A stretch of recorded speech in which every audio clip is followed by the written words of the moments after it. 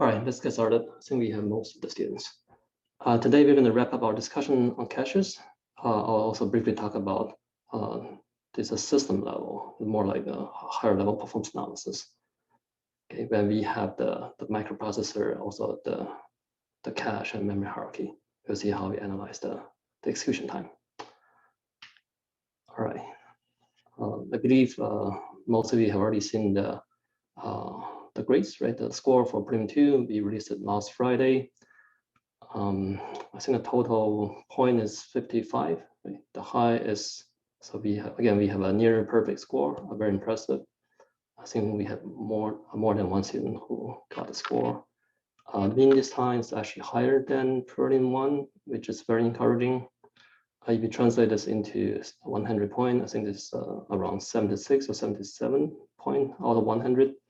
That's actually very good compared to previous years. Based on my experience, this one is actually higher.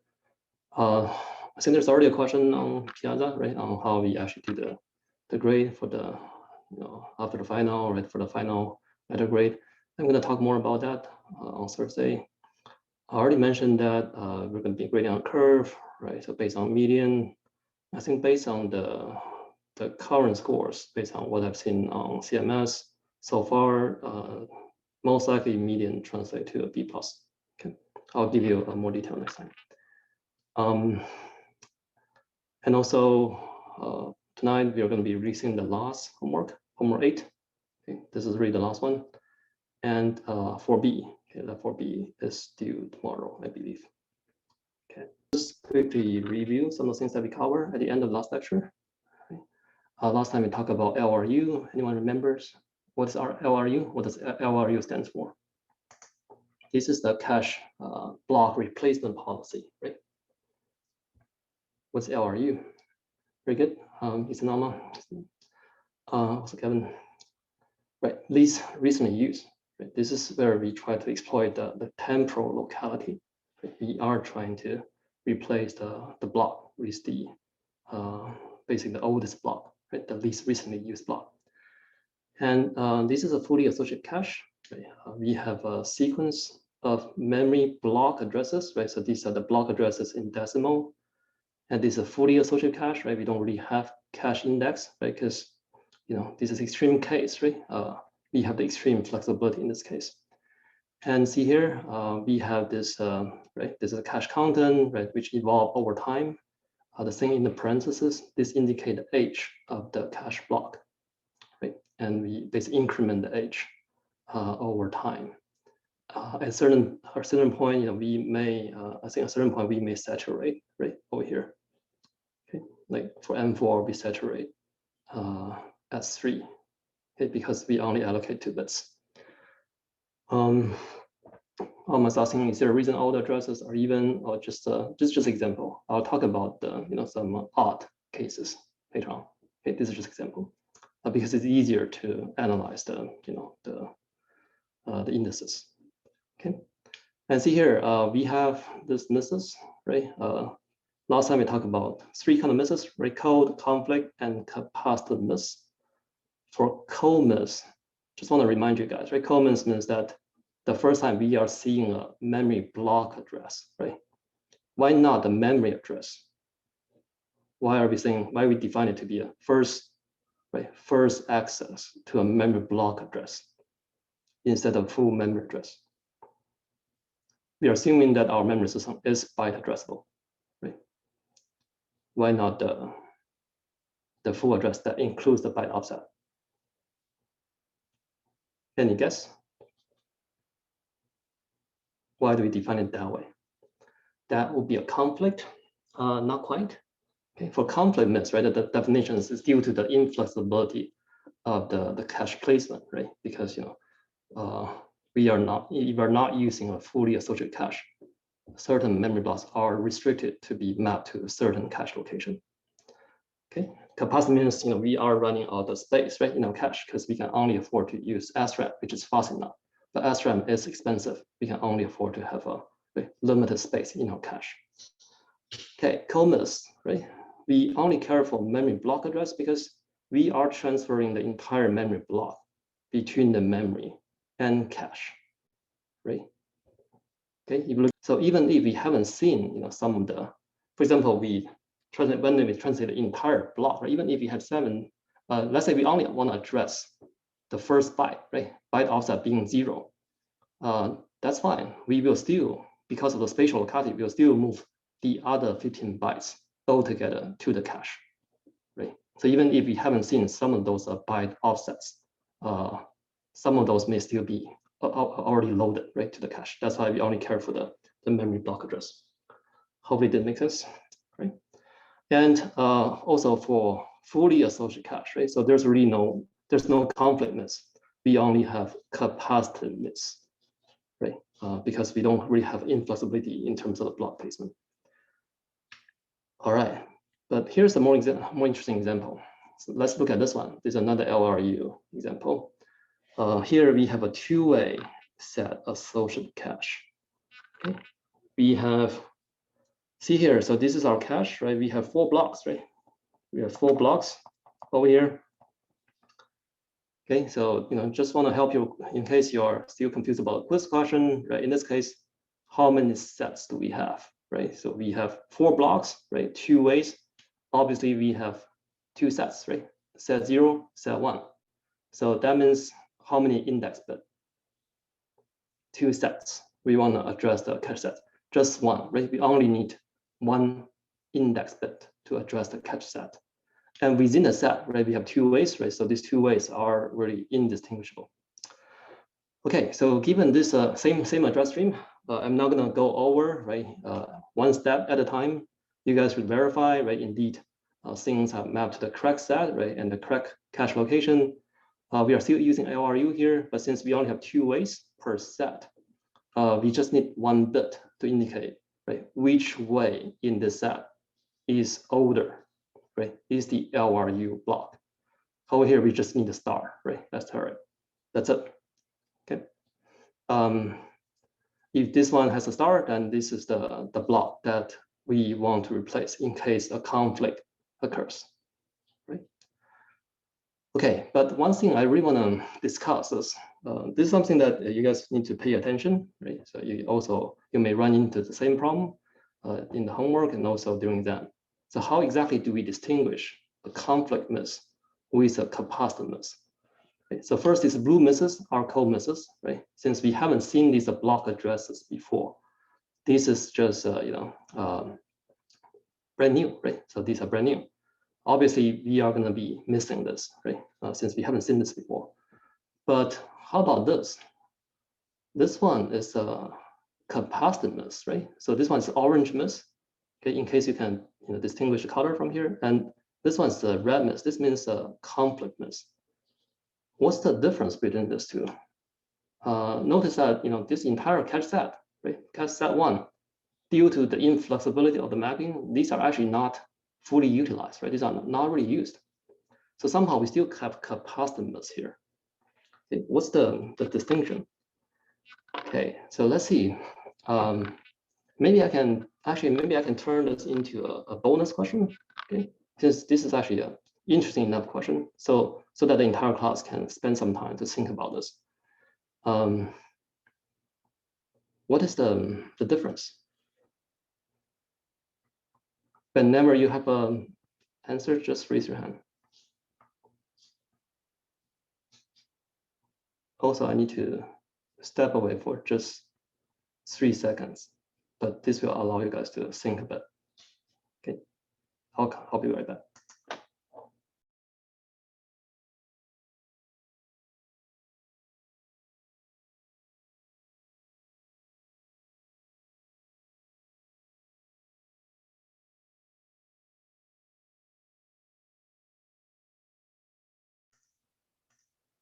All right, any suggestions?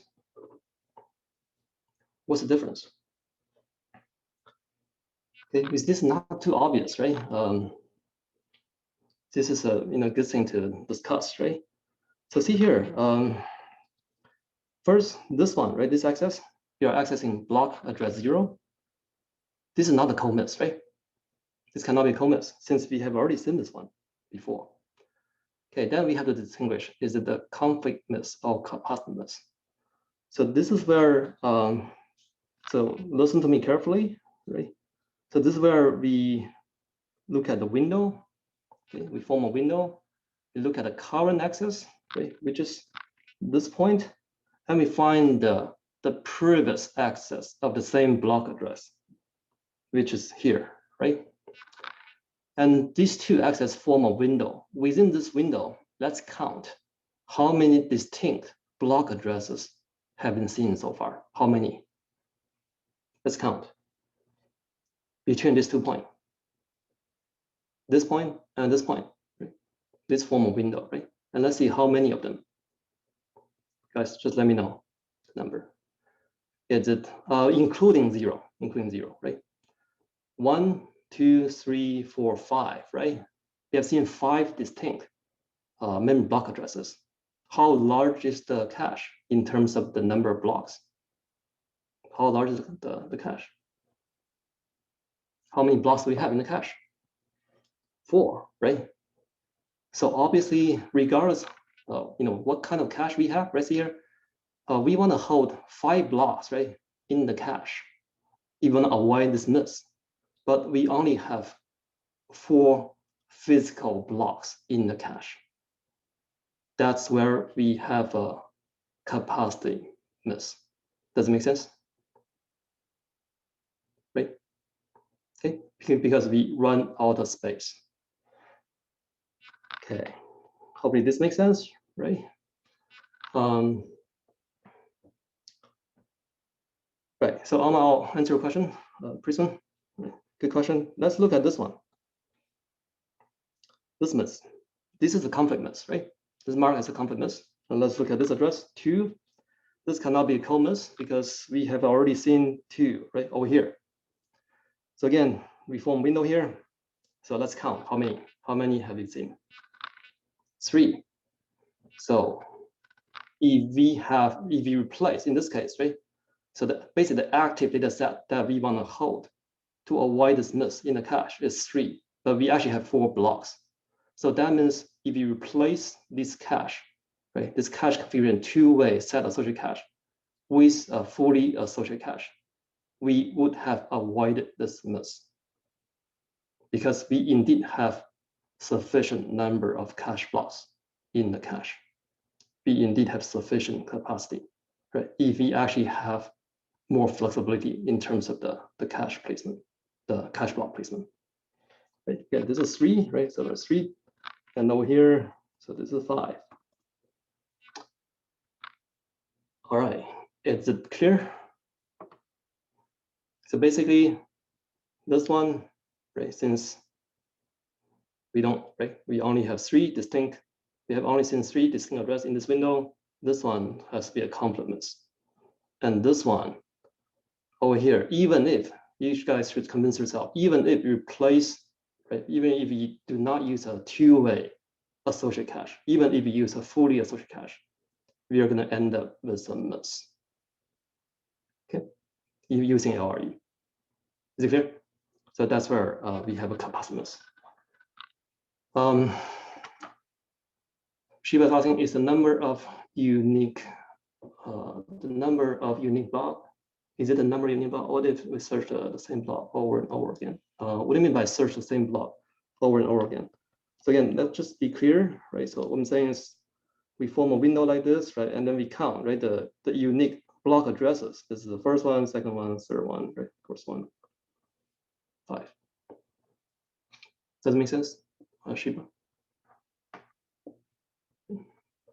Okay, Alma, is your question answered? Right, you were asking about the flexibility, right? Right, again, doesn't really matter, okay, whether we have, right, in EV indeed, right, there's an active data set, the size of the active data set, the number of distinct addresses exceed the number of, right, right, exceed the number of cache block, then we have, right, we have this capacity miss. Go ahead, Alma. Yeah, I'm just still sort of confused about, like, I get why it's a capacity miss with the numbers, just like there's 5 and there's only 4 blocks, but I just don't get why set 1 is completely empty and like how that's related to the capacity. Right. The reason it's called a capacity miss, like I said, right, is even if you replace this one, right, replace this cache with a fully associated cache, even if you get rid of this constraint on the sets, right? If you emulate this, right, this sequence, right, using a fully associated cache, you're going to end up with a miss. Oh, okay, yeah, that actually makes sense. Thank you. Right. So yeah, if you have a cache size of 5, right, cache block, you have 5 cache block, then you would have avoided the miss, right, using fully associated cache. Right. That's why it's called a capacity miss. Okay. Yeah. Indeed. This is not very efficient, right? So because this is by design, right? We sort of engineer the sequence to show a lot of misses, right? Only one hit, indeed, in this table, right? But in practice, right, when the cache is warm up, it is actually pretty, effective in terms of reducing the misses. All right, any more questions? This is pretty important, right? If you have more questions, feel free to ask. Okay, it's important for you guys to understand the intuition between right, the conflict, right, the difference between subtle difference between conflictness and capacitance. All right, so far we have been mainly focusing on the read, right, the reading from the memory. Let's look at the writes as well. So for write, things are slightly more complicated in the sense that we actually need to make a distinction between first, whether the block that we are writing to is already in the cache or not. If we already have a hit, right, if the block is already in the cache, they are two different policies, which is something that we will elaborate. One is called write through, so which means that we write to the cache block, and we also write to the corresponding memory block. This is called write through. The second one is called write back.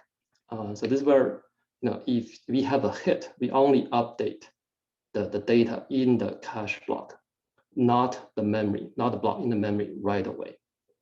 We only update the memory block until this cache block is evicted from the cache. Okay, so this is called write back.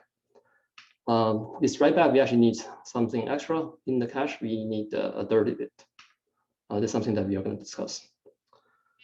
When we have a cache miss, so this is where we also have two different kind of policy. So one is we bring the block into the cache. It's called the write allocate. The other one is we just write around. So we don't even bother bringing this block, memory block, into the cache. We just directly write to the memory. Okay. So for this lecture, we'll just assume that because of temporal also spatial locality, we assume that it's a good idea to do write allocate. If there's a miss, we want to bring it into the cache first. Okay. Then let's look at what's the difference between write through and write back. Okay. All right. So let's look at a simple example again. Here we assume, like I said, right, write allocate. This is where when we have a miss, we bring the block, right, the data block into the cache first. So here we assume that each block has 8 bytes, right? That means we have 3 byte offset bits, right? These may help your quiz, right? In your quiz, you also need to answer how many byte offset bits you have, right? In this case, 8, right, which is 2 to 3. And the cache hold 2 blocks. We have 1 index bit over here. What kind of cache are we dealing with, guys?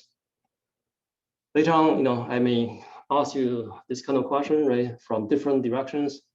Let me give you the address breakdown, ask you what kind of, and some information about the cache, and ask you what kind of cache are we dealing with? Is it direct map, or is it 2-way, 4-way, or fully associative?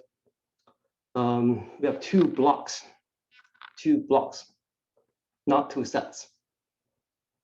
2 blocks, 1 index bit. Are we dealing with? Also look at the diagram here. What kind of cache are we using?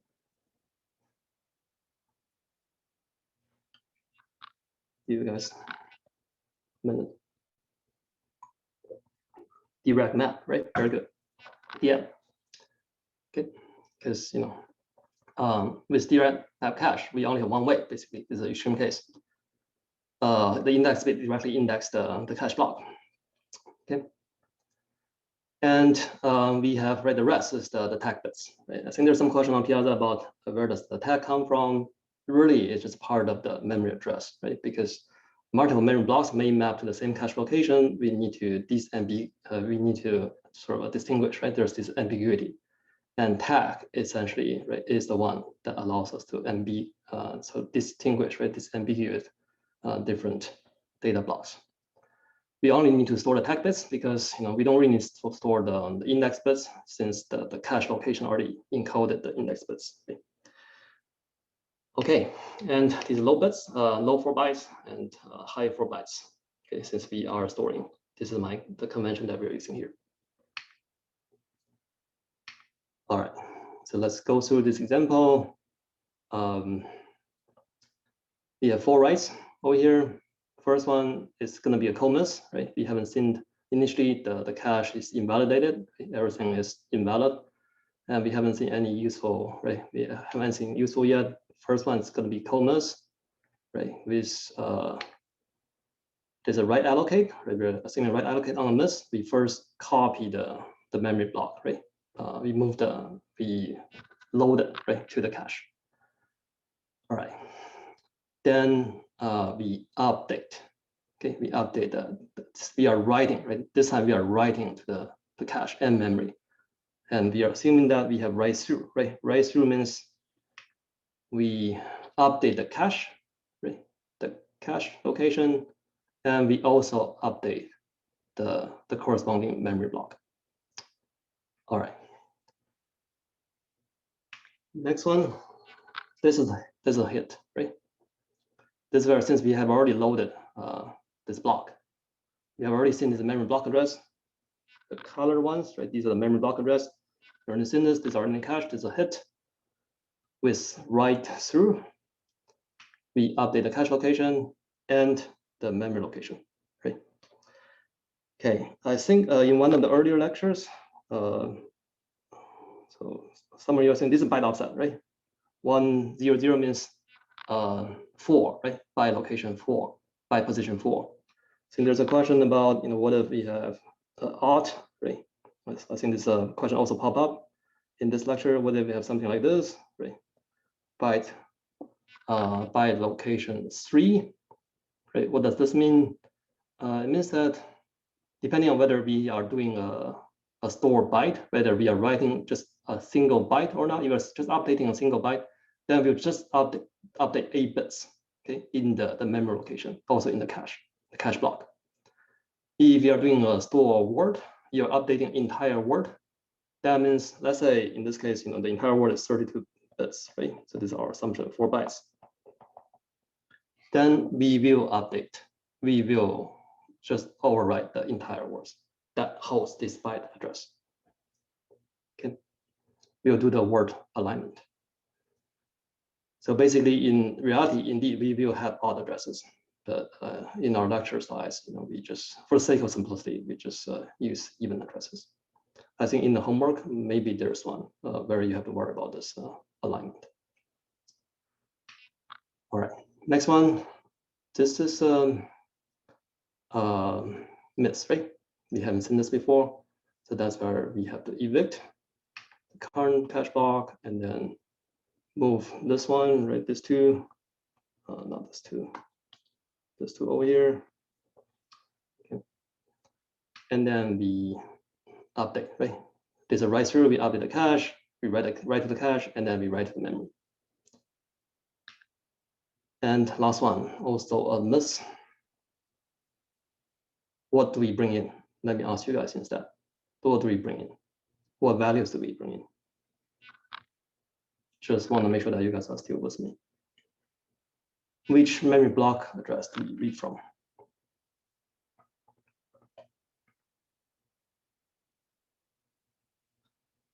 What do we put into the cache? Is it write allocate?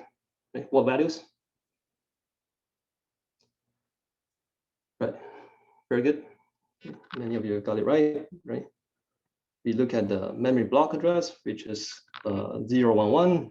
011 is here, right? We bring in these 8 bytes. Okay. Over here, I'm assuming there's some 0 paddings, right? Like 160, although this is a small number, but this value actually occupies 4 bytes. Okay. We bring in these 2, right? And then which one do we update? We want to write R3, right, to the cache and also memory. R3 is 666. So which one do we update, 170 or 160? Depending on the byte offset, right? Byte offset over here is 4, right? That means the high byte, right? High 4 bytes. High 4 bytes is 170. So we put 666 over there. Okay. All right. Any questions so far about write-through? If not, let's look at the other policy. This one, you can think about write-through. It's kind of wasteful, right? In some cases, when we update the cache, we also always update the main memory, right? Writing the main memory actually is pretty slow and also costs a lot of energy. Can we be more efficient, right? So this is where we can introduce write back. But there's also a trade-off, right? It's not like we can just only update the cache without worrying about the main memory. We actually need to introduce some additional bit in the cache. So let's look at how exactly this write back works. Okay, same cache configuration, right? Same number of byte offset bits, right? One input bit is direct map cache. With direct map cache, right? For each data block, we only have one tag, right? For a set associated cache, we have one tag associated with each way. In this case, we only have one way. All right, so what exactly is this 30-bit, right? So there's, you guys have already probably noticed that there's something called D now. Why do we need this 30-bit? The thing is, what we want to do is, we don't want to update the main memory all the time. Instead, we want to be more efficient, right? So this is like sort of a lazy mode. When we have a hit, right? When we update the cache, we only, we don't want to write this value to the main memory right away. Instead, we want to wait until this cache block is evicted. That's where we update the main memory. What does that mean? That means that then there could be this potential inconsistency, right? We now have two copies, right, with the cache and the main memory for the same data block. We have two copies, right? One is in the cache, the other one is in the main memory. With write-through, these two copies, they are consistent in terms of the data values they hold. Make sense, right? When we update the cache, we always update the main memory. These two data blocks, they are consistent. But with this write back policy, we may have this potential inconsistency, right? Basically, the cache block may have a different value, right? With the one, right, in the main memory. That's where we use a 30-bit to keep track of this potential inconsistency. Okay. And if it's 30, right, meaning that this is a 1, that means the cache block is already updated. And this is the value is no longer consistent with the one in the main memory. Okay, again, this is very abstract. Let's just go through this example.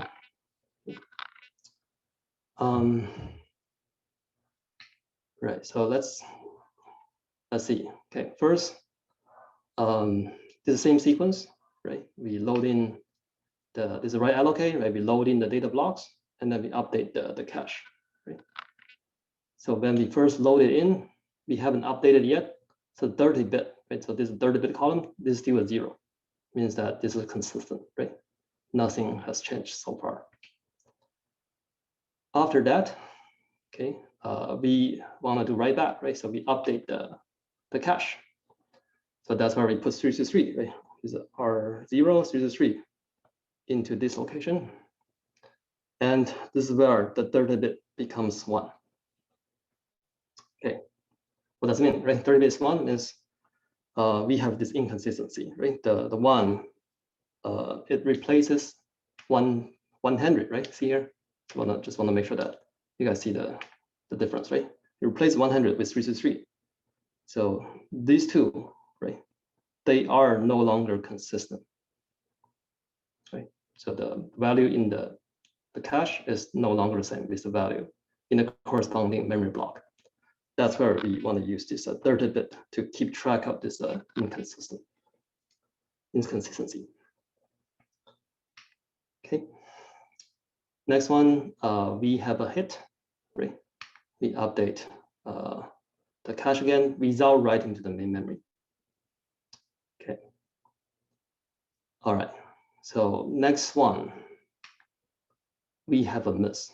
This is where we have a miss. Right. So this is, if you look at index bits, right? We are addressing the same cache block, but the tag does not match, right? The tag does not match. So that's where we have miss. What do we do here? We have a miss. Can we just load in the new data block? No, right? We need to update this memory block, right? This main memory block, because the value is already updated in the cache. So this is where we write back. Okay. That's why it's called write back. We only write back when this cache block is evicted and the 30 bit is a 1. If the 30 bit is a 0, we don't need to write back. Make sense? Because they are consistent. Okay, then we load in this right, this new block, and then we update it, right, with 555, and we move on. Okay, next one is also a miss. Load in this block, right, and update the cache, and also update the 30 bit column. All right, and that's it. Any questions about write back? The main difference is, with write back, there's a 30 bit, right, that we use to keep track of the inconsistency. Okay, if not, this is basically how we handle the write with the cache. Right.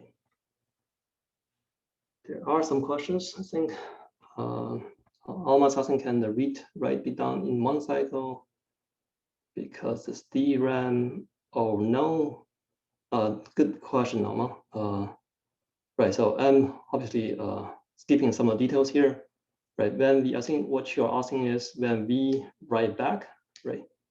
I think there's some certain point where we write back. When we write back, actually when we write back from the cache to the main memory, we don't need to wait for this transaction to complete. The processor, the pipeline can continue.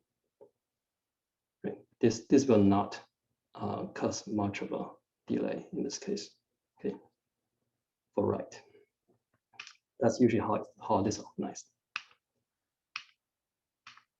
Okay, so basically the latency is hidden from the pipeline for the write.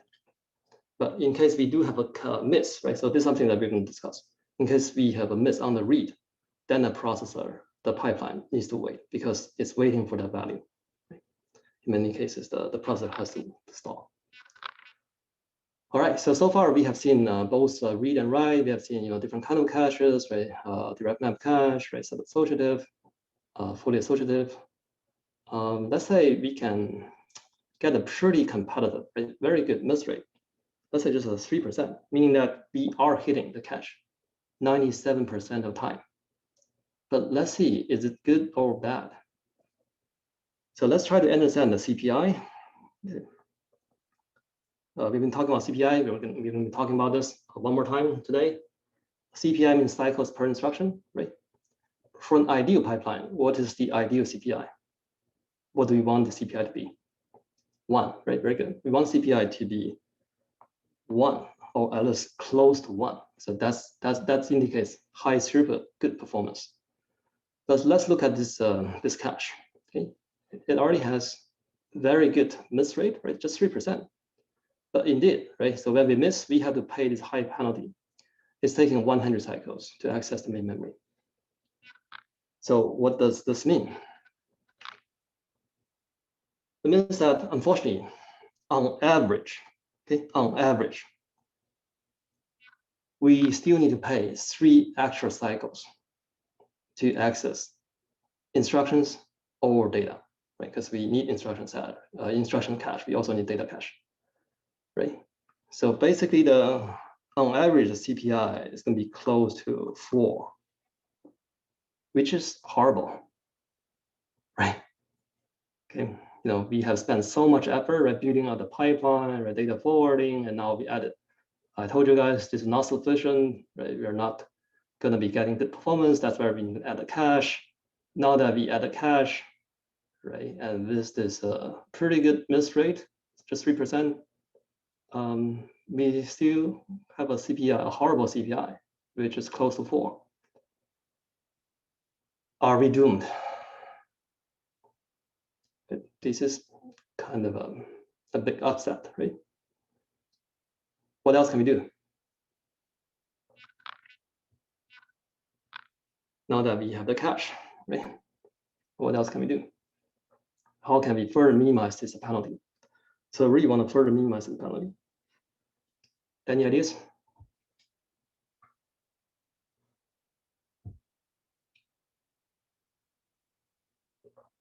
First of all, I hope you guys agree that, right, this is bad.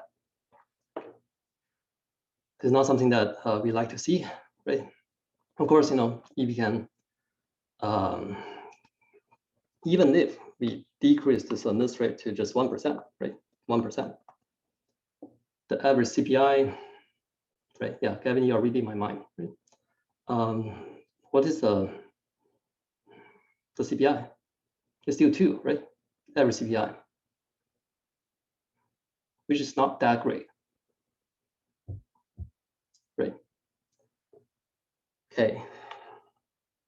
So the trick is really not the trick. Really, this is a very nice, right? So this is